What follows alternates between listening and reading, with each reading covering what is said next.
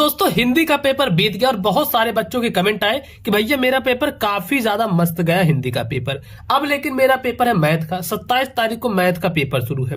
तो आखिर मैथ के पेपर को हम कैसे करेंगे, इसको लेकर बहुत सारे बच्चों के मन में एकदम डर सा बैठ गया है।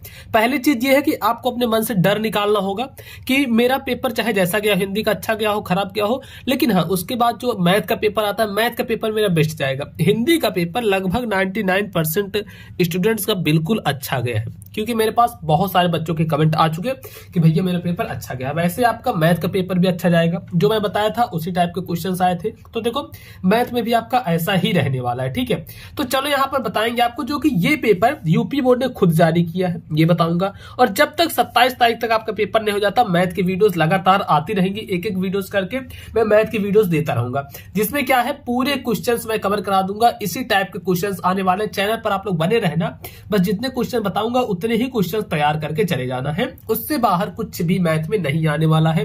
सारे फॉर्मूला, सारी जितनी भी चीजें हैं जो मैं बताऊंगा वही आएगा। तो देखो यहाँ पे हम शुरू करते हैं। विषय क्या दिया गया, गणित यहाँ पर लिखा है। समय है 3 घंटे 15 मिनट का समय मिल रहा है। पूर्णांक है 70 नंबर का। निर्देश जो दिया गया, प्रारंभ के 15 मिनट परीक्षार्थियों को प्रश्न पत्र पढ़ने के लिए निर्धारित है। उसके बाद देखो कुछ सामान्य निर्देश है, जिसका पहला है कि सभी प्रश्न अनिवार्य हैं। फिर दूसरा है इस प्रश्न पत्र के 2 खंड हैं। तीसरा नंबर है खंड अ में 20 अंक के 20 बहुविकल्पी प्रश्न हैं, जिनके उत्तर ओएमआर शीट पर देने हैं, ठीक। फिर उसके बाद चौथा नंबर आता है ओएमआर पर उत्तर अंकित किए जाने के पश्चात उसे काट तथा इरेज नहीं, व्हाइटनर का प्रयोग नहीं कर सकते। तो देखो क्या है कि बहुत सारे बच्चे सोचते हैं कि मेरा अगर से गलत हो गया है ओएमआर में तो उसको हम दोबारा से कर सकते हैं क्या, तो ऐसा नहीं होता है, दोबारा से आप उसको नहीं कर सकते हो। तो ये चीजें ध्यान रखना। अब चलो आगे देखते हैं। आगे जो हमारा है नेक्स्ट चौथा नंबर, वो देखो ओएमआर पर उत्तर, ये वाला हो गया। पांचवा नंबर है, पांचवा नंबर क्या है, पांचवा नंबर है कि दूसरा खंड बा में 50 अंक के वर्णात्मक प्रश्न दिए गए हैं, ठीक। उसके बाद देखते हैं आगे है छठवां नंबर, जो कि इस खंड में कुल 5 प्रश्न हैं और प्रत्येक प्रश्न के प्रारंभ में स्पष्टता लिखा गया उसके कितने खंड करने हैं। फिर प्रश्न पत्र, प्रश्नों के अंक उसके सम्मुख लिखे गए हैं। तो ये सब चीजें इसमें की गई हैं। अब देखो क्या है, प्रथम प्रश्न से आरंभ कीजिए और अंत तक करते जाइए, उस पर समय मत नष्ट कीजिए। तो देखो खंड आ है, खंड आ का बहुविकल्पी प्रश्न से शुरू करेंगे और मैं अभी ऐसे डायरेक्ट इसके आंसर बताते चल रहा हूं। अब जो और से नेक्स्ट वीडियोस आएंगे उनमें पूरा सॉल्व करके बताऊंगा अच्छे से, आधे आधे 1-1 घंटे की वीडियो आपके लिए रहेगी, तो उनको देखना बिल्कुल मत भूलना। इसमें जितने क्वेश्चन है उनके सॉल्यूशन आप देखते चलो। इसमें कह रहा है कि किन्हीं दो संख्याओं का एलसीएम 60 है, किन्हीं दो संख्याओं का एलसीएम 60 है, तो एचसीएफ 3 है, एलसीएम 60 और एचसीएफ क्या है 3 है, और एक संख्या 12 है, तो एक दूसरी संख्या होगी। एक दूसरी संख्या क्या हो जाएगी दोस्तों, ये हमें बताना है। 20 होगी या फिर 15 होगी या फिर 180 होगी या फिर 36 होगी। तो इसका करेक्ट आंसर क्या हो जाएगा दोस्तों, इसका करेक्ट आंसर बताना है। तो एलसीएम कह रहा है 60 है, पहली संख्या 60 उसके बाद एचसीएफ है 3, 12 और दूसरी संख्या ज्ञात करनी है, यक्स मान लो 6 18 और यहाँ पर 12 कर देंगे, 12 1 12 12 5 60, तो यहाँ पे आ जाएगा 15। तो ये देखो जो 15 है ये वाला इसका सही उत्तर हम लगा देंगे कि हाँ 5 ये 15, तो ये सही हो जाएगा 15 वाला। अब देखते हैं अपना सेकंड क्वेश्चन। देखो हमारा सेकंड नंबर जो क्वेश्चन है वो है एक शून्योत्तर परिमेय संख्या और एक अपरिमेय संख्या का गुणनफल होता है। एक शून्योत्तर परिमेय संख्या और एक अपरिमेय संख्या का गुणनफल क्या होता है। अगर हम एक शून्योत्तर परिमेय संख्या देखें और एक अपरिमेय संख्या देखें तो इसका जो गुणनफल सदैव अपरिमेय ही होगा। तीसरा नंबर क्वेश्चन है रेखा युग्म समीकरण। जो रेखा युग्म समीकरण है x + 2y - 5 = 0, 4x + 8y - 20 = 0। इसमें पूछ रहा है कि इसमें क्या होगा, केवल एक अद्वितीय हल होगा या फिर अपरिमित रूप से अनेक हल होंगे या फिर कोई हल नहीं होगा या फिर 2 हल होंगे। तो इसका हमें बताना है। तो देखो इसको करेंगे तो सब बराबर आएगा, ये संपाती होगा। और संपाती क्या है, जिसके अनेक हल होते हैं, कौन सा होगा बताओ। अगर संपाती आ रहा है तो संपाती में क्या रहना चाहिए, इसमें कौन सा से हो जाएगा, संपाती में अपरिमित रूप से अनेक हल होंगे, ये वाला बिल्कुल ही सही रहेगा, इस पर टिक लगा देंगे। अब आता है हमारा देखो चौथा नंबर क्वेश्चन।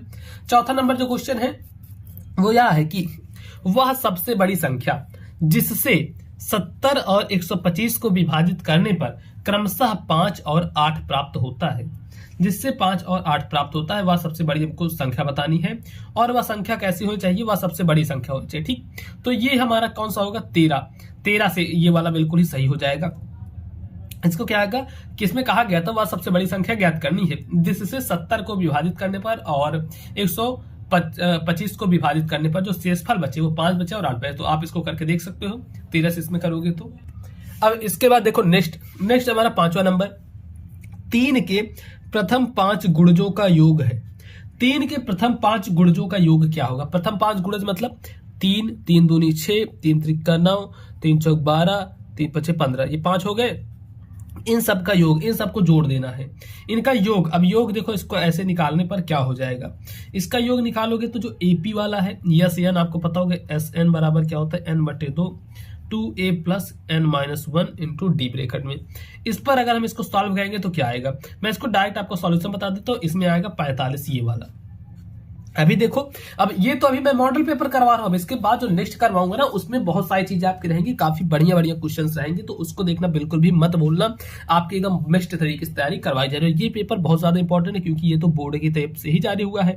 इसमें कहा गया है कि द्विघात समीकरण 2x² माइनस 4x प्लस 3 बराबर 0 के बारे में निम्न कथनों पर विचार करना है, इनके बारे में हमें बताना है। तो ये देखो कौन सा इसमें सही होगा, दिए गए समीकरण के विविधकर 0 से कम है, नहीं, समीकरण के मूल वास्तविक हैं, तो ये बताओ कौन सा होगा। हाँ, इसको लगाते हैं। अब देखते हैं हमने 7वें नंबर क्वेश्चन पर। तो ये देखो, इसमें ये वाला सही हो जाएगा, आप इसको ध्यान रखना, ये वाला। फिर 7वां नंबर क्वेश्चन जो कि है कि AOBC एक आयत है, AOBC एक आयत है। आयत मतलब कैसे रहेगा, आमने सामने की भुजा बराबर रहेगी, इस तरीके से होगा। अगर आयत है तो इस तरीके से रहेगा, ठीक है। जिसके 3 शीर्ष हैं, जिसके 3 शीर्ष इस तरीके से हैं, जैसे पहला शीर्ष मान लो दे दिया 0,3, दूसरा दे दिया 0,0, तीसरा दे दिया 5,0। तो अब इसका विकर्ण ज्ञात करना है, उसके बाद आप इसको निकाल लेना और इसको निकालने के बाद इसका विकर्ण ज्ञात करना है। तो इसको कैसे करोगे, एक सूत्र होता है, उस सूत्र के हिसाब से कर सकते हो। मैं आपको बता दूंगा, सारे क्वेश्चन बता दूंगा, सॉल्व करवाऊंगा। अभी मैं इसका आंसर बता दे रहा हूं। इसका हो गया 3rd वाला। अब आते हैं 8वां नंबर, यदि समीकरण x² प्लस के x माइनस 5/4 बराबर 0 का एक मूल 1/2 है तो k का मान ज्ञात करना है। इसमें हमें k का मान ज्ञात करना है। कैसे ज्ञात करोगे, जैसे यहाँ पर है x², तो x² है मतलब 1/2 x यहाँ पर रख दोगे, इसका स्क्वायर प्लस k और इस पे रख दोगे 1/2 माइनस 5/4 बराबर 0। इस तरीके से इसको हल करोगे तो आ जाएगा बिल्कुल आंसर। ठीक, ऐसे ही करना है। मैं आपको हर चीजें बता दूंगा, चिंता मत करना, सारे क्वेश्चंस मैं सॉल्व करवाऊंगा। कोई भी क्वेश्चन आपका छूटेगा नहीं बोर्ड एग्जाम के लिए, तो आप अभी से ही चैनल को सब्सक्राइब करके रखो। 9वां नंबर क्वेश्चन है, 2 त्रिभुज समरूप होते हैं। 2 त्रिभुज समरूप होते हैं, कैसे समरूप होते हैं, तो यदि इनके संगत कोण बराबर हो, हाँ बिल्कुल, यदि इनकी संगत भुजाएं एक ही अनुपात समानुपाती, हाँ, तो इसमें सही उत्तर कौन सा हो जाएगा, इसमें सही उत्तर हो जाएगा उपयुक्त दोनों। ये 3rd नंबर बिल्कुल ही सही हो जाएगा।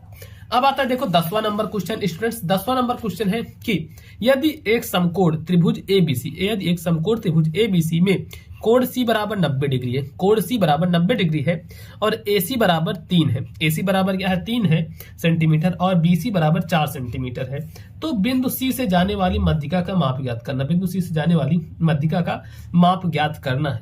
अब इसका माप क्या हो जाएगा, तो देखो अगर इसका माप देखेंगे तो इसका माप होगा 2.5 सेंटीमीटर इसको हल करने पे। बाकी मैं फिर से बता देता हूँ, हल करना मैं पूरा बताऊंगा, चिंता मत करो, हर चीजें बताऊंगा, इसी चैनल पर रहेगा। अब देखो हमारा 11 नंबर क्वेश्चन। 11वां नंबर क्वेश्चन है जो कि यहाँ पर लिखा गया है, क्या है, यदि sine theta minus cos theta बराबर 1 है तो साइन की पावर 4 थीटा प्लस कॉस की पावर 4 थीटा का मान होगा। अगर साइन थीटा और कॉस थीटा का मान दिया गया है तो इसका मान क्या होगा, इसका हमें निकालना है।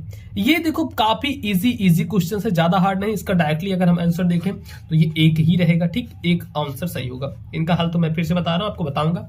फिर 12 नंबर क्वेश्चन है, साइन 2a बराबर 2 साइन a तब सत्य है। इन सब क्वेश्चन को करने के लिए इसका जो फॉर्मूला होता है वह आपको पता होना चाहिए। इसका जो सूत्र होता है ना मैथ में, वो सब सूत्र आपको पता होने चाहिए, तो आप लोग याद कर लेना, नहीं तो मैं सारे सूत्र एक वीडियो में बता दूंगा। सत्य है जबकि a किसके बराबर है, a किसके बराबर होगा। अब ये तभी सत्य होगा अगर a का मान 0 रहेगा, ठीक, थीटा का मान 0 रहेगा तभी सत्य होगा। अब आता है 13 नंबर क्वेश्चन जो कि है, यदि 4 tan थीटा बराबर 3 है तो यहाँ पर ये जो दिया गया है इसका बराबर होगा, ये किसके बराबर होगा, 4 sin theta minus cos theta बटे 4 sin theta plus cos theta, ये किसके बराबर होगा, ये किसके बराबर हो जाएगा दोस्तों। तो देखो इसके लिए आपको एक सूत्र लगाना पड़ेगा, जो कि सूत्र मैं बता दूंगा, ठीक है। ये सारे सूत्र मैं बताऊंगा, कोई दिक्कत मत लेना, सभी अच्छे से सॉल्व कराऊंगा। अभी आपको सिर्फ मैं मॉडल पेपर दिखा रहा हूँ कि हाँ इस तरीके से है, और उसके आंसर्स मैं बता दे रहा हूँ। तो इसमें देखो जो सही उत्तर हो जाएगा वह क्या रहेगा, तो इस 13वें का जो सही उत्तर होगा वह होगा 1/2। मैं इसको सॉल्व किया हूं, सब सॉल्व करके रखा हूं, तभी तो ऐसे आंसर पता है, ऐसे देखते वहां तो नहीं पता लग जाएगा ना। अब है 14 नंबर क्वेश्चन, 14 नंबर क्वेश्चन, जो कि है sec a plus tan a, sec a plus tan a, उसके बाद ब्रैकेट में है 1 माइनस साइन ए, 1 माइनस साइन ए का मान है, इसका मान क्या होगा, इसका मान बताना है। तो इसका मान दोस्तों क्या हो जाएगा, अगर इसको हम सॉल्व करेंगे, sec को लिख सकते हैं हम 1/cos, इतना लिख सकते हैं, प्लस tan को लिख सकते हैं sin a/cos a लिख सकते हैं, और इसको लिख सकते हैं, देखो ऐसे ही करना, 1 माइनस साइन है तो 1 माइनस साइन ए और बट्टे 1 कर देना। इसको अगर सॉल्व करेंगे तो सॉल्व करने के बाद जो हमारे पास आएगा आंसर, वो मैं आपको बता देता हूँ कितना आएगा। अगर इसको पूरा सॉल्व करेंगे तो जैसे cos स्क्वायर हो जाएगा, तो इसमें क्या बचेगा, सिर्फ ये बचेगा हमारा ये cos a, ठीक। ये चौथा नंबर बिल्कुल ही सही रहेगा। अब देखो इसके बाद आता है 15 नंबर क्वेश्चन, जो कि है यदि त्रिज्या r, त्रिज्या क्या है r सेंटीमीटर वाले एक वृत्त के त्रिज्यखंड का कोण थीटा अंश है, थीटा डिग्री है, तो क्या करना है, त्रिज्यखंड का क्षेत्रफल ज्ञात करना है। तो त्रिज्यखंड का क्षेत्रफल ज्ञात करना है, तो इसका क्षेत्रफल क्या होगा, पाई r स्क्वायर थीटा बटे 360, ये वाला सही रहेगा। अच्छा देखो जो जो मैंने आपको हिंदी में बताया था वो पूरा आया था। अब अगर ऐसे आपको मैथ में कोई दिक्कत हो रही हो, कहीं भी कोई परेशानी है, तो देखो 500 रुपए का जो कोर्स था उसकी प्राइस 49 रुपए है, और अभी आज के लिए, कल से प्राइस इसकी 99 रुपए हो जाएगी। तो आप लोग अभी ही इनरोल कर लेना, ठीक है ना, इस पर अभी ही ले लेना, क्योंकि अभी ही प्राइस है सिर्फ और सिर्फ 49 रुपए, नहीं तो ये 99 रुपए फिर से बढ़ जाएगी। तो आप लोगों को अभी ले लेना है। कैसे लोगे, इसके लिंक डिस्क्रिप्शन बॉक्स में दिया हूँ, कमेंट बॉक्स में भी दिया हूँ, या फिर इस नंबर पर जब आप मैसेज करोगे 7785053485, इस पर मैसेज करोगे तो आपके पास कोर्स की लिंक पहुंच जाएगी, वहां से ले लेना। और 49 रुपए में तो अभी जाकर ले लेना, नहीं तो ये 99 रुपए में हो जाएगी, ठीक है ना। इसमें से जितने क्वेश्चन रहेगा सारे क्वेश्चन के सॉल्यूशन इसी में पूरा चीजें रहेंगी, जो जो क्वेश्चन आपके आने हैं। फिर है नेक्स्ट क्वेश्चन, जो कि 16 नंबर। अब 16वां नंबर क्वेश्चन है कि एक सुराही निम्नलिखित का संयोजन है। एक सुराही किसका संयोजन होता है, जो सुराही होती है इस तरीके से होती है सुराही, ठीक। तो देखो यह किसका संयोजन है, इसमें अर्धगोला भी आता है, ठीक, मतलब ये जो गोला है ये ऐसे गोला भी रहता है। और उसके बाद देखो ये जो है ऊपर का, ये एक बेलनाकार है, तो ये देखो गोला और बेलनाकार, ये वाला बिल्कुल ही सही रहेगा, ठीक। अब देखते हैं हम आगे। अब देखो हमारे सामने 17 नंबर क्वेश्चन, और ये 17वां नंबर क्वेश्चन क्या है। तो देखो जो 17 नंबर क्वेश्चन है ये है कि 1 से 10 तक की धनात्मक विषम पूर्णांक संख्याओं का माध्य है। 1 से 10 तक की धनात्मक विषम पूर्णांक संख्याओं का माध्य कैसे होगा। तो देखो ये मैं बता देता हूं, ऐसे करना है 1 + 3 + 5 + 7 + 9 बटे, अब कितनी संख्या है, 5 है तो कर दो 5, और इसको जोड़ोगे तो जोड़ने पे कितना आएगा, अगर टोटल जो है 3 1 4 और 5 4 9, 9 दूनी 18, 18 में 7 जोड़ दोगे 25, 25 बटे 5, 5 से काट दोगे 55 25, 5, ये वाला बिल्कुल ही सही रहेगा, इसका आंसर 5 वाला सही हो जाएगा। फिर आता है देखो हमारा 18 नंबर क्वेश्चन, जो कि 18 नंबर क्वेश्चन है आंकड़ों, जो आंकड़ा दिया गया है 13 15 16 17 19 20 की माध्यिका होगी। इसकी, इस आंकड़ों की माध्यिका क्या होगी, इसका हमें माध्यिका ज्ञात करना है। इसका माध्यिका बीज का ज्ञात करना, तो देखो अगर माध्यिका हमको ज्ञात करनी है तो बीज का ये दोनों ले लो, 16 17 इनको जोड़ लो, 100 32 33, 33 बटे 2 कर दो, 33 बटे 2 कर दिए, आ गए कहाँ गए, ये है 33 बटे 2, इस पर लगा दो, ठीक। अब आता है 19 नंबर क्वेश्चन, जो कि दिया गया है यदि कुछ प्रेक्षणों का माध्य 27 है, यदि कुछ प्रेक्षणों का माध्य क्या है 27 तथा बहुलक 45 है, बहुलक क्या है 45, तब माध्यिका होगी। तब माध्यिका हमें ज्ञात करनी है कि अगर इतना है तो माध्यिका कितनी होगी। 19 नंबर क्वेश्चन है, तो इसमें देखो इसका सही सही क्या हो जाएगा, यदि कुछ प्रेक्षणों का माध्य 27 है, बहुलक 45 है, तो इसकी माध्यिका क्या होगी। बहुलक बराबर आपने सूत्र देखा होगा, तो इसमें देखो बहुलक बराबर होता है 3 माध्यिका माइनस 2 माध्यक, तो बहुलक है यहाँ पर 45 और 3 गुणे माध्यिका ज्ञात करनी है, और माइनस 2 इंटू कितना है, ये माध्यक रहता है जो कि 27, और इसको सॉल्व करोगे तो यहाँ 45 है और 45 ऐसे कर देंगे, और यहाँ पर ये देखो 45 रहेगा, और इसको जोड़ेंगे, 2 2 4 4 हो जाएगा, यहाँ पे 5 मतलब 54, तो 45 54 हो जाएगा। तो इसको अगर पूरा देखो 45 हुआ और यहाँ पर हो जाएगा 54, और इसको अगर हम हल करेंगे 3x आ जाएगा। ठीक, 3x 5 4 9 5 4 9 99 बटे 3 3 3 33, ये जो सेकंड नंबर है बिल्कुल ही ये सही रहेगा। अब आता है 20वां नंबर क्वेश्चन, जो कि जब एक पासे को फेंका जाता है, जब एक पासे को फेंका जाता है तो 3 से छोटी एक विषम संख्या आने की प्रायिकता। तो 3 से छोटी एक विषम संख्या, कौन सी विषम संख्या आ सकती है अगर किसी हम पासे को फेंकते हैं, तो वो आ सकती है 1/6। ये वाला बिल्कुल ही सही रहेगा। अब देखो इसके बाद यहाँ पे आपका खत्म होता है 20 अंक के जितने भी ऑब्जेक्टिव आएंगे, 20 अंक के ऑब्जेक्टिव क्वेश्चन समाप्त होते हैं। अब इसके बाद जो क्वेश्चन आएगा वो क्या रहेगा, वो सारे क्वेश्चन रहेंगे अब करने वाले, जो कि कॉपी में करना रहेगा। तो देखो खंड बा आते हैं, उसके लिए खंड बा में है सभी खंड करने हैं। तो इसका पहला का नंबर है, स्पष्ट कीजिए कि 3 × 5 × 7 + 7 एक भाज्य संख्या क्यों है। ये एक भाज्य संख्या क्यों है हमें ये बताना है। फिर एक खा नंबर जो कि है, यदि कॉट थीटा बराबर 7/8 है तो इसका मान ज्ञात करना है, इसका मान हमें निकालना है, इसका मान क्या होगा। फिर 6वां गा नंबर क्वेश्चन, देखो इन सब का सॉल्यूशन बताऊंगा, आप लोग बस कमेंट में लिख देना सॉल्यूशन। अगर आपको इसका सॉल्यूशन चाहिए तो लिख देना सॉल्यूशन, मैं पूरी 1-1 घंटे की वीडियोस बना के आपको दे दूंगा।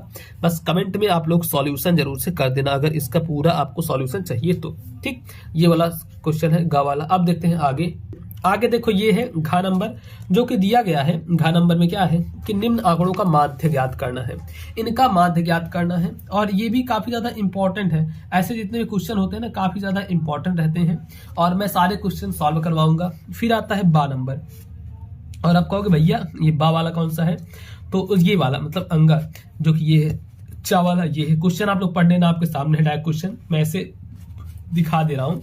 फिर आता है सेकंड नंबर क्वेश्चन, जो कि निम्नलिखित में से किन्हीं 5 खंडों को हल करना है। इनमें से किन्हीं भी 5 खंडों को क्या करना है, हल करना है। अब तो देखो कौन कौन से खंड दिए गए हैं जिनको आपको हल करना है। सबसे का नंबर है, द्विघात बहुपद 6x² - 3 - 7x के शून्य ज्ञात करने हैं, और इसके शून्य को तथा गुणांकों के बीच के संबंध की सत्यता भी जांचनी है। फिर खा नंबर है, 2 संख्याओं के वर्गों का अंतर 180 है, छोटी संख्या का वर्ग बड़ी संख्या का 8 गुना है, दोनों संख्याएं ज्ञात करनी है। फिर ग नंबर है, सिद्ध कीजिए कि किसी वृत्त के किसी व्यास के सिरों पर खींची गई स्पर्श रेखाएं समांतर होती हैं। फिर उसके बाद आता है घ नंबर, जो कि है, सिद्ध कीजिए कि किसी बाह्य बिंदु से किसी वृत्त पर खींची गई स्पर्श रेखाओं के बीच का कोण स्पर्श रेखाओं को मिलाने वाले रेखाखंड द्वारा केंद्र पर अंतरित कोण का संपूरक होता है। देखो इस टाइप के ही क्वेश्चन आएंगे, क्योंकि बोर्ड ने ऑफिशियल जारी किया है, कोई वैसे ये नहीं है, तो इस टाइप के ही क्वेश्चन पेपर आएंगे। ठीक, तो अब देखते हैं हम आगे जो हमारा नेक्स्ट ये सारे क्वेश्चन दिए गए हैं, तो इन क्वेश्चन को भी आप पढ़ लेना। अब उसके बाद देखो कौन से क्वेश्चन आते हैं ये आपको मैं दिखा दूं। फिर आ रहा है हमारा ये वाला क्वेश्चन, देखो जो ये क्वेश्चन है ये कौन सा है, तो ये क्वेश्चन यहाँ से है, जो कि 6 नंबर का आएगा, लॉन्ग आंसर टाइप क्वेश्चन है। इन दोनों क्वेश्चन में से कोई सा भी एक क्वेश्चन करना रहेगा। काफी ज्यादा इजी क्वेश्चन है, मैं सारे क्वेश्चन आपको सॉल्व करवा दूंगा, कोई भी प्रश्न नहीं छूटेगा। फिर देखो चौथा नंबर क्वेश्चन है, जो कि है चौथा नंबर, एक बहुमंजिल भवन के शिखर से देखने पर एक 8 मीटर ऊंचे भवन के शिखर और तल के अवनमन कोण क्रमशः 30 अंश और 45 अंश है। बहुमंजिल भवन की ऊंचाई और 2 भवनों के बीच की दूरी को ज्ञात करना, जो कि 6 नंबर का आएगा। अब ये नहीं आता तो अथवा में करके ये वाला कर सकते हो, कोई सा भी आप एक कर लेना। फिर आता है 5वां नंबर, और देखो 5वां नंबर है ये यहाँ से यहाँ तक का और यहाँ से लेकर यहाँ तक का। देखो थोड़े बड़े बड़े क्वेश्चन है, लेकिन आप बहुत ज्यादा इंपॉर्टेंट है, काफी ज्यादा मोस्ट इंपॉर्टेंट है। अब अगर आपको मैथ में डर लगता है, मैथ आपकी अच्छी नहीं है उतनी ज्यादा, तो मैं आपको कहता हूँ आप 500 रुपए 1000 रुपए देने से बढ़िया है। सिर्फ और सिर्फ अभी का प्राइस है जो कि 49 रुपए में है, तो 49 रुपए में मैथ का पूरा सॉल्यूशन है आपके सामने, तो उसको ले सकते हैं। और उसमें कुछ चीजें मैं अभी अपडेट भी करते जा रहा हूँ, तो उसको बाय करके वहां पर अपनी स्टडी अच्छे तरीके से कर सकते हो। इस वीडियो को ज्यादा से ज्यादा लाइक करना। चैनल पर सारे सब्जेक्ट की वीडियोस आ रही हैं, खास करके मैथ की तो एकदम इंपॉर्टेंट वीडियोस आ रहे हैं, तो चैनल पर देखते रहो। और अगर आपको देखो कहीं भी दिक्कत आती है तो ये है मेरी इंस्टाग्राम आईडी, मुझे डायरेक्टली मैसेज कर सकते हो। इंस्टाग्राम आईडी क्या है, पीयूष मौर्य 1001 इंस्टाग्राम पर जाकर सर्च करोगे तो ये आ जाएगी, और इस पर मुझे डायरेक्टली आप लोग मैसेज कर देना। कहीं कुछ भी प्रॉब्लम है, आपकी प्रॉब्लम पूरी सॉल्व कर दूंगा। और हाँ, वीडियो को ज्यादा से ज्यादा लाइक करना, चैनल पर नए हो तो इस चैनल को जरूर से सब्सक्राइब कर लेना।